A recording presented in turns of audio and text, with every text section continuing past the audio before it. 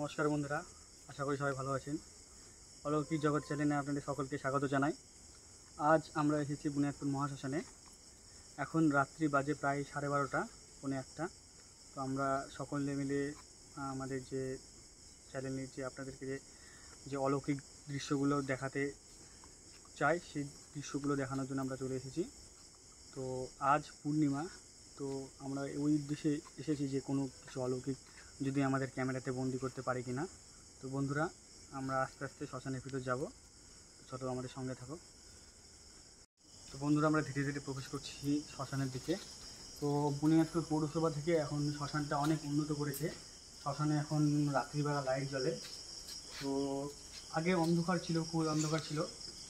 তো সেই কারণে হচ্ছে আমরা টর্চ নিয়েছি। তো এখন দেখছি সেই শ্মশানটি পুরো লাইট দিয়ে এবং টাইলস এবং গোটা সুন্দর করে সাজিয়ে রেখেছে।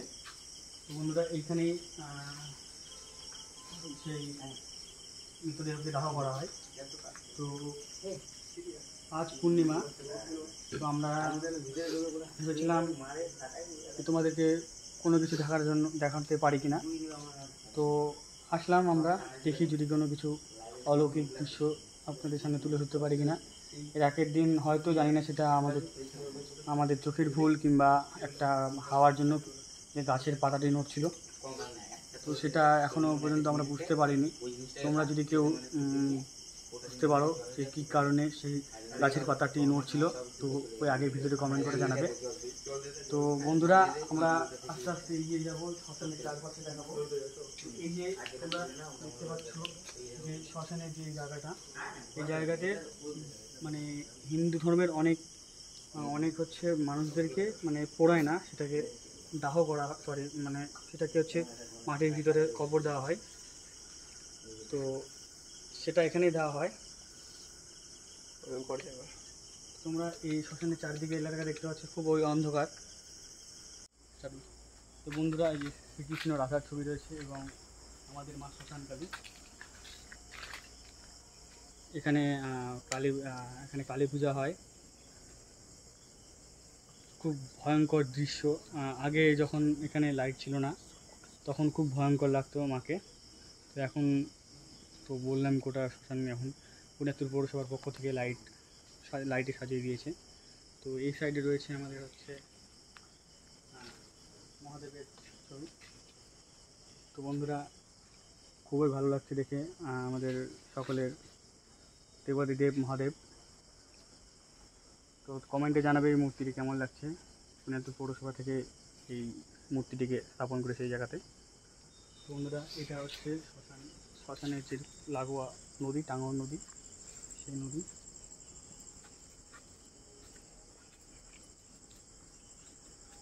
এখানে যখন মৃতদেহকে দাহ করে যে কলসিতে করে জল আনা হয়, সেই এখান থেকে সেটাকে আনা হয়।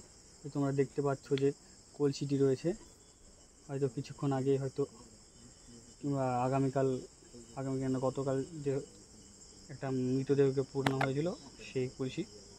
তো এদিকেও আমরা যাবো, এদিকেও একটা শ্মশান রয়েছে, মানে মৃতদেহকে দাহ করার যে একটা চিতা সাজানোর যে জায়গা, সেটাও রয়েছে। তো বন্ধুরা, আমরা এখন যাচ্ছি সেই পাশের যে চিতা পোড়ায় সেইখানে।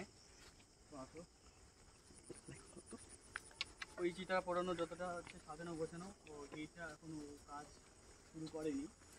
এইটা এখানেও মৃতদেহকে দাহ করা হয় যখন ওইখানে অনেক সময় দুটো যখন চলে আসে মৃতদেহ, তখন এখানে ওটাকে দাহ করা হয়। একটা ওখানে করা হয়, একটা এখানে করা হয়। তোমরা দেখতে পাচ্ছ, আমি ওদিকের ভিউজটা দেখাতে বলবো। ওদিকে দেখতে পাচ্ছ অনেকটা ভয়ঙ্কর লাগছে। ওইখানে সেই মৃতদেহকে দাহ করা হয়।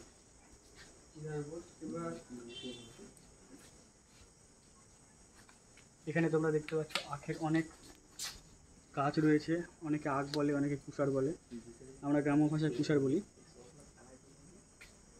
তো এইখানে অনেক শিয়াল থাকে, একটু আগে শিয়ালের ডাক শোনা যাচ্ছিল প্রচণ্ড। তো শিয়াল ছিল, এখন হয়তো নেই, ওরা হয়তো মানুষের আওয়াজ শুনে হয়তো আসেনি। আমরা এখানে 6-7 জন বন্ধুরা মিলে এসেছি। তো বন্ধুরা, এখানে অলৌকিক আছে, কিছু দেখাতে পারলাম না। তো ভিডিওটি যদি ভালো লাগে তাহলে চ্যানেলটিকে সাবস্ক্রাইব করুন এবং অল বাটন ক্লিক করে আমাদের পাশে থাকুন এবং সকলের মাঝে শেয়ার করে আমাদের এই ভিডিওর প্রচেষ্টাকে সকলের মাঝে তুলে ধরুন। ধন্যবাদ। জয় হিন্দ, জয় ভারত।